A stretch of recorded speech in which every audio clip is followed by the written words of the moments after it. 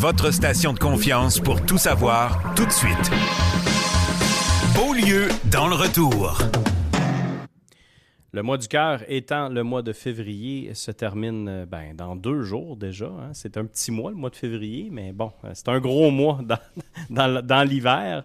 Et le pavillon du cœur, évidemment, a fait du pouce sur la notion du cœur depuis 4 semaines. Puis on va finir ça en beauté. Marjorie Demers, bonjour. Salut les gars. Ça va bien? Ben oui, vous autres aussi? Ben oui.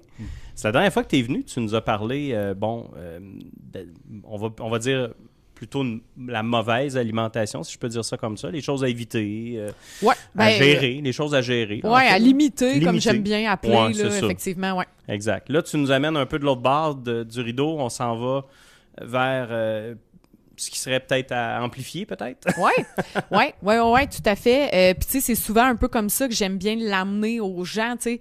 C'est correct, la dernière fois, j'ai parlé des éléments qu'on veut peut-être essayer d'intégrer un peu moins souvent dans notre alimentation parce qu'on voit qu'en grande quantité, ça pourrait avoir des effets néfastes sur notre santé cardiaque. Tu sais, notamment, on avait parlé au niveau cholestérol. Là. Je m'en rappelle là, de ce que j'ai parlé. Peut-être les auditeurs un peu moins, mais c'est pas grave. Mais brièvement, on peut rappeler, là, si tu veux, là, juste un court... Oui, on peut y revenir rapidement. Tu sais, je pense que j'avais parlé des gras saturés, tu sais, notamment au niveau de la viande, à limiter plus parce que ça peut... La peau de poulet. Je m'en rappelle de ça. On avait parlé de la peau de poulet, effectivement. Parce que t'avais fait part, justement, que t'aimais ça, fait que... on comparait un peu là, la peau de poulet puis le gras sur un steak. Ouais, exact. C'est ça. Oui, tout à fait. Que dans le fond, ce type de gras-là peut augmenter nos mauvais transporteurs de cholestérol puis favoriser l'accumulation au niveau de nos artères. Fait que, tu sais, c'était plus dans des affaires qu'on voulait limiter. Par contre, j'aime pas ça, laisser ça de même. Tu sais, juste dans le limiter, je trouve ça le fun quand on a des alternatives pour... dans le fond, tu sais, oui, il faut que je limite ça, mais qu'est-ce que je mange à la place? De la peau de tofu. Ça n'existe pas, c'est vrai. Ça serait bon, toujours de la peau de tofu au lieu de la peau de poulet, là. Je sais pas. Je peux me ronger les ongles, puis là, il y a un morceau d'ongle qui reste pogné après la peau, là, puis un long morceau de peau. Encore. On a tous déjà fait ça. Hein? Mais je suis pas mal sûre qu'il doit y avoir quelqu'un qui a fait une imitation de peau de poulet. Tu sais, parce que j'ai déjà vu des imitations de bacon à base de tofu. Pis ça, fait en tout cas, bref, peut-être que la peau de tofu pourrait exister, mais c'est pas ça vers quoi je veux me diriger nécessairement aujourd'hui. Tu sais, si on y va justement à l'inverse de qu'est-ce qui peut aider, notamment au niveau des transporteurs de cholestérol, faire en sorte qu'on accumule moins de gras dans nos artères, oui, les sources de protéines végétales, fait que tu sais, tu parles du tofu, on est quand même pas dans le champ. Fait que tu sais, tout ce qui est justement à base de soya, comme les edamame ou edamame, je sais jamais comment le dire. Moi, je dis edamame, je connais des gens qui disent edamame. La bine verte, là. La bine verte. Qu'on a dans les Pokéballs, ça. Tiens, toi.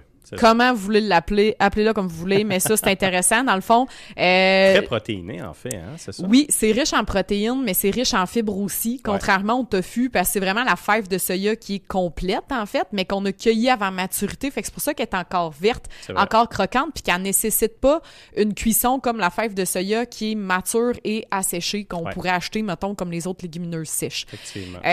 Fait que ça en est une forme de soya intéressante à intégrer. Le tofu, évidemment, aussi. Le tempeh, pour ceux qui connaissent, qui est dans le fond la fève de soya qui est en contact avec un champignon, donc c'est du fermenté. Finalement, qui peut être aussi super intéressant. Donc là-dedans aussi, le tempeh, ce qui est le fun, c'est que contrairement au tofu, j'ai encore les fibres parce que ma fève de soya, elle est entière. Et à cause de la fermentation, mais ça vient aider, entre autres, à avoir encore plus de vitamines dans notre produit. Fait que c'est quand même une autre chose intéressante. Un peu, là, finalement. Là. Okay. Oui, tout à fait. Et sinon, toujours à base de soya, on a, évidemment, la boisson de soya. Communément, les gens appellent ça du lait de soya. Lait de soya, mais c'est pas facile, Joe, de traire une fève de soya. Là. Le lait d'amande que ma conjointe utilise, je comprends pas ça non plus. Non, c'est ça. Exactement. C'est ce que je dis aux gens, c'est une faute grammaticale d'appeler ça du lait, parce que, dans le fond, c'est seulement les mammifères qui font du lait. Fait que c'est pour ça que je dis boisson, mais après ça, je dis quand même le terme populaire. Et fait que la boisson de soya, et sinon, on aurait aussi la protéine végétale texturée, de son petit nom, la PVT, sinon, qui est du soya dégraissé séché, souvent utilisé pour remplacer de la viande hachée dans une recette. Dans une sauce à spag, ça se met bien puis ça paraît pas, puis les gens nécessairement n'y voient que du feu, ils pensent qu'ils ont mangé de la viande. Mais question pour toi, parce qu'on y a goûté, c'est bon, honnêtement, là, c'est super bon, surtout d'une sauce à spag, on n'y voit que du feu. C'est-tu vrai qu'on dit que cette PVT-là, on enlève la viande et tout, on compense avec ça, mais qu'il y aurait beaucoup d'agents de conservation, beaucoup de sel, faut-tu quand même surveiller un peu le pourtour de ça parce qu'on veut pas... Ouais. Façon de parler, limiter quelque chose puis augmenter dramatiquement autre chose non plus. C'est ça. Là. Ben, je pense qu'il faut faire la distinction entre acheter de la protéine végétale texturée à son état le moins transformé possible, c'est-à-dire dans un sac qui est vraiment sèche. Là. Si je brasse le sac, là, ça fait du bruit, là, un peu comme si j'achète un sac de riz, mettons. Là, ce serait son état fait que ça le fait plus vraiment brut. crunch. Oui, c'est ça. Okay. Fait que là, à ce moment-là, j'ai vraiment que le soya dégraissé. J'ai rien d'autre comme ingrédient nécessairement. Versus si j'achète de la viande hachée, donc un substitut de viande hachée. Ou des galettes d'hamburgers. Souvent, on voit ça, là, genre le Beyond Meat, là, tu sais, quand c'était full ça. Populaire, là, pour nommer ça, la marque. Là. Salé à mort, là, tu sais. Oui, puis tu sais, il y a une tonne d'ingrédients ajoutés. J'ai une liste des ingrédients qui finit plus. Fait que c'est sûr que là, il faut faire la distinction entre les deux. Fait que quand on y va vraiment dans son état pur, je pense que ça peut être intéressant. Mais quand on y va dans la version transformée en pensant faire un meilleur choix, c'est vrai qu'à ce moment-là, peut-être qu'on n'est pas nécessairement dans le choix à privilégier. C'est bon. Mais bref, intégrer tout ce qui est à base de tofu peut être intéressant. Les autres légumineuses aussi. Lentilles, haricots de toutes sortes de couleurs, pois chiches peuvent être des belles alternatives aussi. L'avantage qu'on a en intégrant ça, si ça me permet de remplacer un repas de viande, c'est que je diminue la quantité de gras saturé que je consomme. Donc, je diminue l'augmentation potentielle de mes mauvais transporteurs de cholestérol qui amènent le gras dans mes artères. Exact. Donc, bref, moins d'accumulation de gras dans mes artères. L'autre avantage, c'est que je vais aller chercher des fibres là-dedans, ce que je n'ai pas du tout du côté animal. Donc, j'en ai pas dans la viande. Et les fibres, c'est une autre chose qui aide à réduire mes mauvais transporteurs de cholestérol. Une pierre deux coups, là, en fait. Oui, j'ai comme un win-win, finalement, quand je peux faire ce genre de switch-là. Fait que les sources de protéines végétales, notamment, sont intéressantes. C'est très reconnu aussi au niveau de la santé cardiovasculaire dans différentes, je vais dire quand même des diètes reconnues pour la santé cardiovasculaire, qu'on parle de la diète méditerranéenne, la diète DASH qui est pour réduire l'hypertension artérielle ou encore la diète Portfolio qui est spécifique pour la réduction du cholestérol. Okay. Ça fait partie des recommandations. Fait que finalement, on aide un peu partout, là. Ouais. Avec notamment les sources de protéines végétales comme les légumineuses, le soya. Une autre chose qui peut être quand même intéressante à intégrer davantage, c'est les noix et les graines. Oui. Parce que quand on pense santé cardiaque, qu'on pense cholestérol, des fois, le réflexe, c'est comme, faut que je coupe tous les gras. Mais là, en coupant tous les gras, on coupe aussi des bons gras qui peuvent nous aider pour la santé cardiaque, nous aider pour le cholestérol, nous aider à réduire l'inflammation. Fait que ça aussi, c'est une autre chose qui est quand même très reconnue dans tous les types de diètes pour la santé cardiaque, de manger au moins l'équivalent d'une poignée de noix par jour. OK. Fait que c'est quand même, tu sais, pas quelque chose qui est fait couramment. Il y a aussi tout le temps la petite crainte des gens qui me disent « Ouais, mais là, il y a beaucoup de calories là-dedans, tu sais, je fais quoi avec ça? » Faut quand même penser aussi que je demande pas aux gens de manger un sac complet là, par jour. Fait que vraiment une poignée. Moi, on a un gros pot. On a toujours un gros pot de noix mélangées, là. Ouais. Pacane, noix, cachou, noisettes et tout. Mais effectivement, il ne faut pas que je laisse sur le comptoir, là, parce que tu peux faire baisser ça sur un moyen temps. Là. Ben, c'est parce que ce qu'il faut comprendre, c'est que c'est quand même, tu sais, effectivement, dense en énergie pour une petite quantité. Mais tu sais, avant de ressentir que mon estomac est plein, je suis capable d'en manger une pas pire quantité. Fait que c'est là où des fois, tu sais, peut-être un peu de l'ajouter au pire avec qu'est-ce qu'on mange. J'ai racheté une poignée dans ma salade à mon repas. Ben, tu sais, j'ai comme ni vu ni connu à le passer là. Ça peut être aussi des fois en accompagnement d'autres choses à la collation. Tu sais, je me prends une pomme, ben je vais m'accompagner ça d'une poignée de noix. Fait que ça peut être une autre façon d'en incorporer. Et tant qu'à parler de graines, une graine que j'aime bien suggérer pour la santé cardiaque pour plusieurs bénéfices différents, c'est la graine de lin moulu ou la graine de chia. Graine de chia, moi j'aime bien. Tu sais, les deux sont quand même intéressantes. Les deux sont riches en oméga 3, qui est un gras anti-inflammatoire, qui aide aussi au contrôle du cholestérol, en plus d'être des graines qui sont riches en fibres. Donc, encore une fois, le fameux win-win qu'on a avec nos légumineuses tantôt.